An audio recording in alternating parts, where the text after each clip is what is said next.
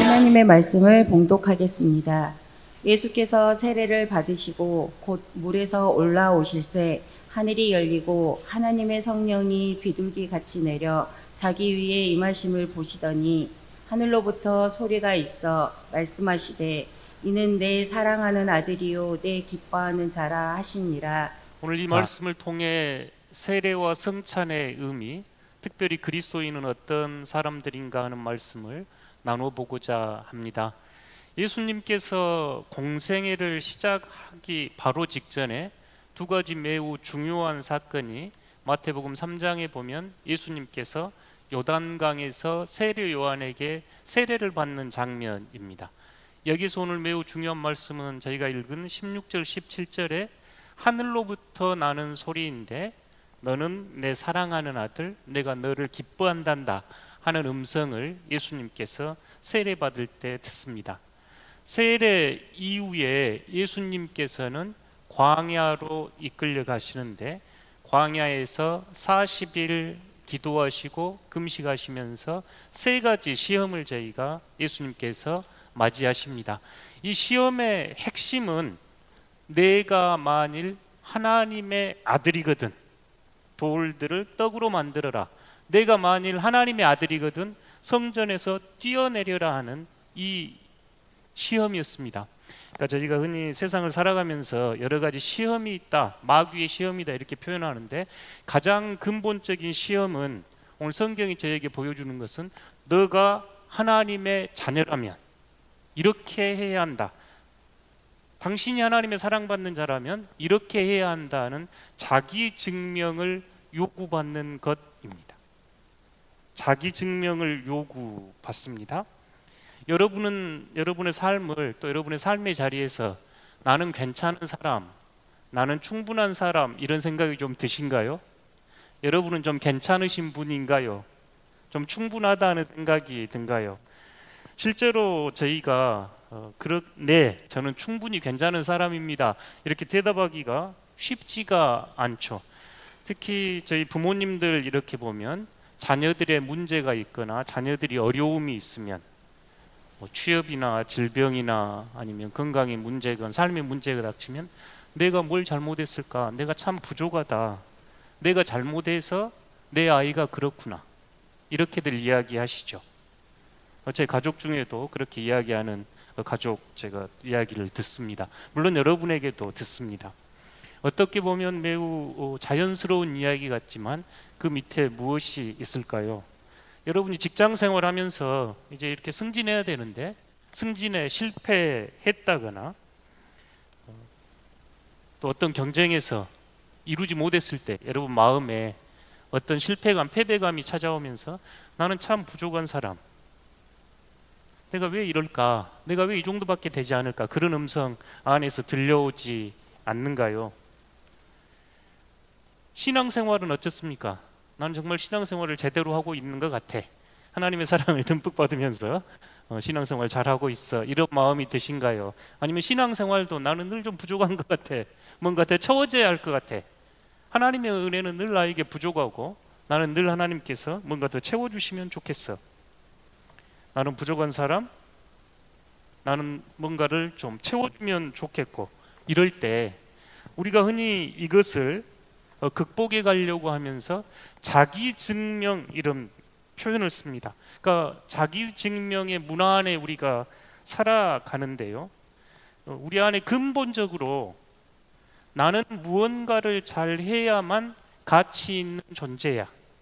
학생 같으면 나는 공부를 잘해야 가치 있는 존재야. 직장에서는 승진을 해야, 교회에서는 뭔가 직분을 가져야, 내가 그럴 때 사랑받고 의미 있고 가치 있는 존재야 하는 이야기가 우리 문화 속에, 우리 삶 속에 끊임없이 들려옵니다.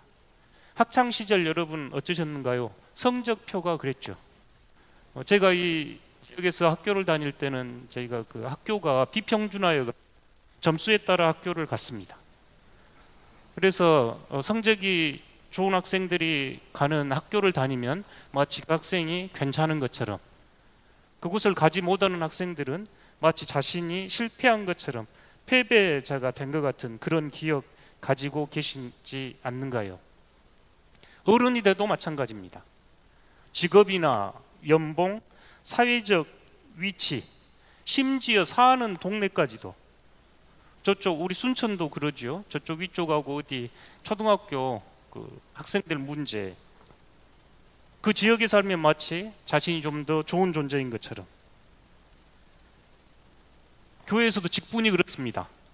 교회 직분이 마치 자신을 좀 더 나은 존재로 증명하는 것처럼 그런 세대 살아가고 있지. 이 세계에서 가장 큰 비극은 학교에서는 친구가 경쟁자가 되고 교회 공동체 안에서도 함께 신앙생활하는 이들이 경쟁자가 됩니다.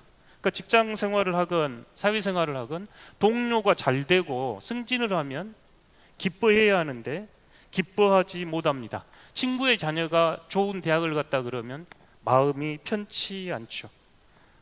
이 자기 증명의 세계에 살기 때문입니다. 이 자기 증명의 깊은 뿌리에는 나는 충분하지 않아, I am not enough. 좀 다른 말로 해보면, 당신은, 나는 사랑받고 싶고 인정받고 싶은데 만약 당신이 나의 진짜 모습을 알면 당신은 나를 사랑해 주지 않을 거야, 나를 인정해 주지 않을 거야. I am not enough. 겸손의 언어가 아닙니다. 영혼 깊은 곳에서 나는 더 사랑을 받고 싶어요, 나는 당신에게 더 인정받고 싶어요. 그래서 당신의 사랑을 얻기 위해서 나는 뭔가를 열심히 할 겁니다. 제가 초등학생이 됐든 어린 아이들이 됐든 또 대학생이 됐든 성인이 됐든 공부하는 교실에서 보면 모든 학생들은 선생님의 사랑을 그렇게 받고 싶어 합니다. 그 사랑에 받는 방식이 뭐 성적이 됐건 품행이 우수하여 우수상을 받건 내가 뭔가를 해서 이루었을 때 사랑을 받고 있다고 느껴지고 그렇게 여기며 살아가는 세상입니다. 있는 그대로의 나의 모습은 너무나 보잘것없고 형편없어서 당신이 나를 그렇게 사랑해 주지 않을 것 같아요. 그래서 나는 뭔가 성적이 됐건 성취가 됐건 업적이 됐건 재물이 됐건 더 바꾸고 고치고 노력하겠습니다. 얼굴도 고치고 몸매도 고치고. 왜 그럴까요? 이 뿌리에는 뭐가 있을까요? 사회심리학자 브레네 브라운은 이걸 수치심의 언어라고 얘기합니다. 수치심. 성적이 좋지 못하면 성적이 안 좋을 수 있죠.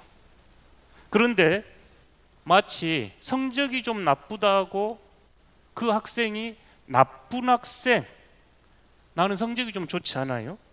그런데 나는 어떻게 생각하냐면 나는 나쁜 학생이야. 왜? 성적이 안 좋으니까. 내가 부족하고 결핍하고 채워지지 않아서 사랑받고 인정받을 수 없다고 살아갑니다. 우리 삶의 자리가 그러지 않는가요? 성적이 됐건 재물이 됐건 외적 조건이 됐건 현대 사회 안에서도 그렇죠. 재물이 많으면 잘 사는 건가요? 여러분, 저 사람 잘 산다 그러면 가장 먼저 어떤 뭐 가졌을 때 그 사람 잘 산다 이런가요? 재물이죠. 재물이 없으면 못 사는 건가요? 논리는 단순합니다. 내가 재물이 됐건 성적이 됐건 외모가 됐건 그것을 증명하면 인정받고 사랑받을 수 있다. 그래서 더 열심히 학생은 공부해야 되고 부모는 더 좋은 부모가 되려고 노력을 해야 하고 성도들은 더 좋은 성도가 되기 위해서 애를 쓰고자 합니다. 그런데 이 논리는 결코 우리를 목적지에 도달하지 못하게 합니다. 설령 성적이 좋아도 요새 순천 지역에 그 지방선거를 앞두고 고등학교 이름들이 오르내리는데 그 고등학교 중에 한 곳을 제가 나왔잖아요. 고등학교를 갔더니 소위 이제 동부 육군에서 공부한다는 친구들이 다 모였습니다. 가서 보니까요, 이제 저는 그냥 보통이 된 거야. 잘한다고 여겼는데 60명 중에 한 30등 정도 있습니다. 인정도 못 받아, 취급도 못 받아. 아니, 그 당시에 그렇게 여겼다. 선생님들이 그랬던 뜻이 아니고. 그 학교에서 제일 중요한 건 서울대 가는 학생이었습니다. 학생들도 알았어요. 그 반에서 서울대를 몇 명을 보내면 선생님이 얼마의 보너스를 받는다. 저희들이 안 내용이었어요. 서울대를 가야 좋은 학생. 서울대를 가지 못하면 뭐 지금은 연고대 막 이렇게 쳐줍니다만 저희가 그 학교를 다닐 때는 쳐주지도 않았어요. 서울대만 학교입니다. 여러분도 그러셨죠? 서울대 가면 또 어쩐가요? 끝인가요? 서울대나 아니면 좋은 대학에 가면 끝인가요? 취업하기 위해서 무던히 했습니다. 취업하면 끝이었던가요? 취업하면 이제 임원이 돼야죠. 승진해야죠. 이 싸움은 끝없는 경쟁 속에서 결코 해방될 수가 없습니다. 좋은 대학을 가서 끝난 게 아니고, 좋은 취업을 해서 끝난 게 아니고, 승진을 해서 끝난 게 아니고, 그때 잠시 기쁨을 줄 수 있지만 마치 마취제와 같습니다. 세상은 끊임없이 경쟁하고 싸워야 하는 전쟁과 같기에 늘 두려움만, 불안만, 염려와 근심만 있는 세상이죠. 실패하면 그 자리에서 깊은 패배감을 맛보면서 나는 왜 이것밖에 안 되는 존재인가? 후회하고 한탄하고 무기력하고 번아웃 빠지기도 합니다. 우리가 이런 세상에 살아가고 있습니다. 마치 자기 증명을 통해서 그럴듯한 존재라고 인정받고 그렇지 못하면 가치가 없고 의미가 없는 존재가 세상에 살아가죠. 비극적인 자리는 신앙 안에서도 그렇습니다. 신앙 자체가 자기 증명을 하는 도구가 될 때 겉으로는 경건해 보이지만 더 교묘합니다. 마치 자녀가 좋은 대학을 취직하고 명문대를 가면 하나님께서 나에게 복을 주셨다. 우리들이 이런 표현을 하는데 그 안에는 나는 하나님께 인정을 받는 사람이다 하는 자기 증명이 숨어 있습니다. 자녀가 시험을 좀 못 보거나 취업 준비가 길어지면 제가 하나님께 사랑을 못 받는 존재인가요? 마치 그런 식으로 신앙생활을 합니다. 교회에서 직분도 자기 증명의 수단이 됩니다. 봉사가 하나님 사랑에 대한 응답이 아니라 자신의 능력을 다른 이들에게 드러내는 자기 증명의 수단이 될 때 위험합니다. 목사도 외에는 아닙니다. 목사들 세계도 참 비참합니다. 저희 교회는 그나마 상대적으로 크지도 않고 작지도 않고 감사한 일인데요. 큰 교회 목사가 좋은 목사인가요? 큰 교회 목사가 능력 있는 목사인가요? 작은 교회 목사가 능력이 없고 부족한 사람들인가요? 여러분도 그렇게 여기신가요? 비참하죠. 목사들마저 성도의 숫자가 교회의 재정이, 교회의 영향력이 마치 자신의 신분인 것처럼 대형교회 목사가 존경할 만합니까? 교회가 작다고 존경 못 받을 이유가 있는가요? 그런 세상에 살아갈 때 목사들이 자유가 있겠습니까? 자기를 증명해야 하고 끊임없이 뭔가를 벌려야 하고 자신의 성과를 드러내야 하고 타인의 인정에 매달릴 때 목회가 자유로울 수가 있겠는가요? 그래서 종교개혁가 루터는 죄를 자기 안으로 굽은 마음, 자기 안으로 굽어가지고 하나님을 향해서 타인을 향해서 이렇게 열려 있어야 되는데 계속 자기 안으로 굽어 있습니다. 자기를 증명해야 돼요. 자기를 드러내야 돼요.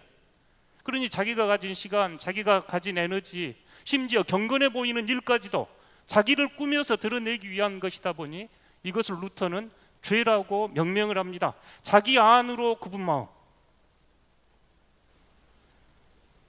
타인의 인정과 사랑받음에 목말라서 그거에 이루어지지 않으면 서운하고 불만스럽고 원망스럽습니다. 이 악순환은 끝이 없습니다. 저는 부족하기에 그걸 증명하기 위해서 더 열심히 뭔가를 합니다. 채워져 보지만 잠시뿐이고 다시 불안하고 더 많은 걸 증명해야 합니다. 이것이 우리가 살아가는 세상, 심지어 교회 안에서도 교회 밖에서도 일어나고 있는 일이죠. 그런데 복음은 어떻습니까? 하나님의 말씀인 성경의 가르침은 어떤가요? 오늘 저희가 읽은 마태복음 3장 16절에서 17절, 예수님께서 세례를 받으실 때 이는 내 사랑하는 아들이요 내가 너를 기뻐한단다 하는 이 음성을 듣습니다. 저는 제 신학에서 가장 중요한 구절은 이 구절이라고 여깁니다. 당신은 하나님의 사랑받는 자녀입니다. 하나님께서는 여러분을 보시고 기뻐하십니다. 왜 이 자리가 이렇게 중요한가요?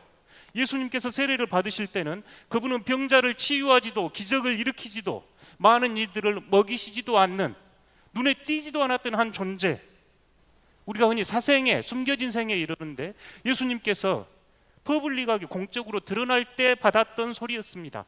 뭘 이루어서 성취해서 가져서가 아니라 예수 그리스도의 정체성은 있는 그대로 사랑받는 존재, 내가 너를 참 기뻐한단다 하는 하나님의 음성을 예수님께서는 드러냈습니다. 조건 없이 있는 그대로 너는 내 사랑하는 아들이야, 내가 너를 기뻐한단다.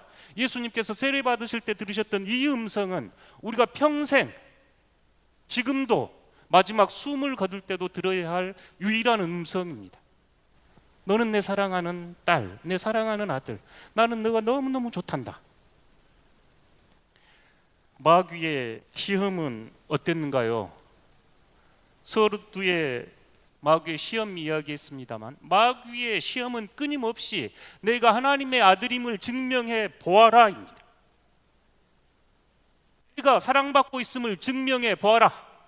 성적으로 증명하든 성공으로 증명하든 재물로 증명하든 증명해 보아라.